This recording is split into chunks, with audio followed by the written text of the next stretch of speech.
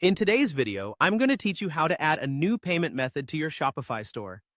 Setting up multiple payment options is crucial for catering to a diverse customer base, enhancing their shopping experience, and ultimately increasing your store's sales potential. Let's dive right in and walk through their process step by step.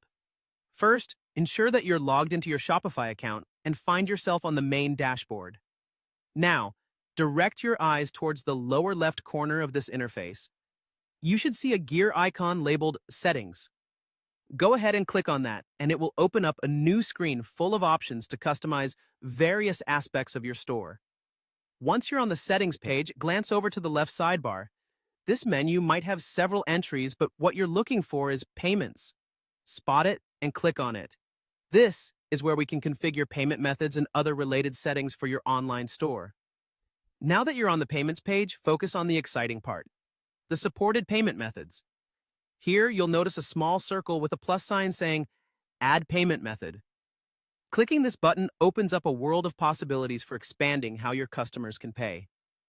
In this phase, you have a couple of search options to consider, both of which are equally important depending on your preferences and needs. You can either search by the type of payment method you wish to offer, like a digital wallet, credit card, or any alternative payment option.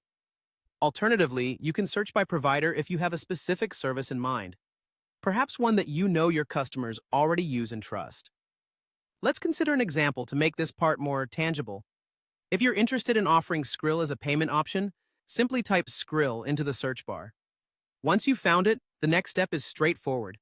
Just click on the digital wallet that appears in the search results. Follow that by selecting Install.